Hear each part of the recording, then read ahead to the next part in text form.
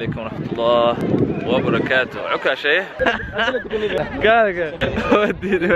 عيد wanaagsan asxaabta meel kasta aad joogtaan waxaan leelahay kula caamto bkhair sanadkan sanadkiisa dambe bashbashi barwaaqay baraare Allah nagu gaarsiiyo dhammaan muslimiinta meel kasta ay joogaan ummadda Soomaaliyeed waxaan idin leeyahay ciid wanaagsan maanta waxaan ku ciidiyaa waan ku faraxsanahay in markii ugu horeysay aan ku ciido magaalada Muqdisho gaar ahaan Dar es Salaam village oo aad ku suganahay markii ugu horeysay in maanta soo booqo maanta waxa way runtii dareenkayga aad u soo koobi karo oo faraxsanahay jooga aad u qurux badan yahay ma sha Allah si aad u qurux badan ayaa lagu ciiday Dar es Salaam ma sha Allah marka waxaan rajeynayaa in muuqaalada qurux badan idin tuso marka saaxiibayaal ila socda ما شاء الله عيد waxaan rajeynayaa insha Allah inuu khayr aan كل عام وانتم بخير مسلمين تدمان iyo asxaabta dhamaan الله هooyo عيد مبارك صح xaaskii qaaliga ما شاء الله shaaro الله yahay عيد مبارك محمد سيد الله abu soo barbaar ما شاء الله bulshadii aan u adeegayna shaqo wadnaa ما شاء الله adigana waxa u jeedaa bulshadii waa u wada adeegayna dhamaanteen عيد wanaagsan aan leenahay dhamaan ummadda Soomaaliyeed ما شاء الله ايوه مختار ايه والله اقول لك ما دريمي ما شاء الله ايوه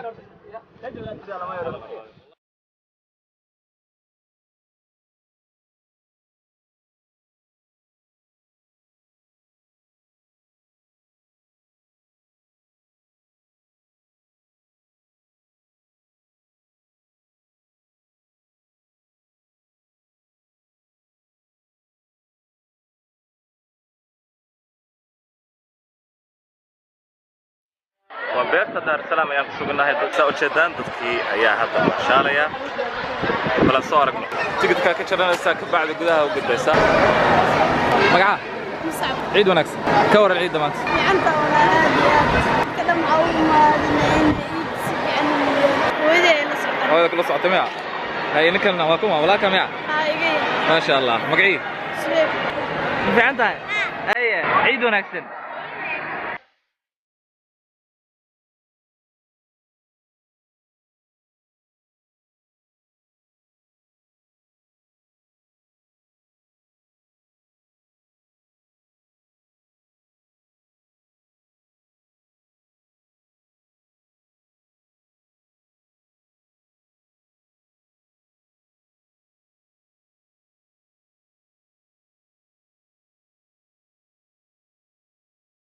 مدة أنا هذا وفرحت أنا مرة كل رسالة مقدشو كعيدة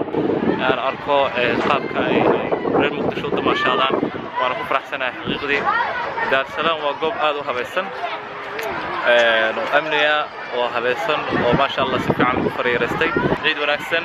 all the way from مقدشو عبد المالك هي كورن عيد ونكسن هي مقعة خضرو عيد ونكسن ما شاء الله marka hidii dhaqankii baa dooratay inaad labistaan ma sha Allah adiga saaxiibka ma sha Allah ciid wanaagsan saaxiibada yaa ka salaamaysan أنا عبد الرحمن haye أيوب intee joogaan جوان دقمة يخشد iyo ummadda Soomaaliyeed soo ma farxadda horta waa qayb ka mid ah nolosha bini aadamka marka dadweynaha magaalada Muqdisho mar walba ku sheegeen inay ku faraxsan yihiin gaar ahaan ummadda Soomaaliyeed markasta ay joogto waxay jecel yihiin inay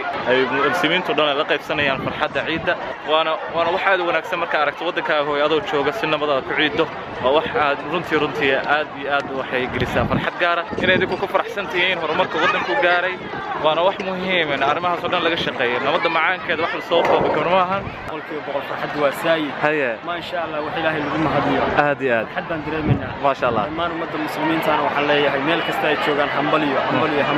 ما شاء الله nabad ku waara ciidda nabad iyo barwaaqiyo bashbash ku gaara ما شاء الله ما شاء الله saaxiibkayga qaaliga muxtaar in badan baan ku salaamayaa ما شاء الله ما شاء الله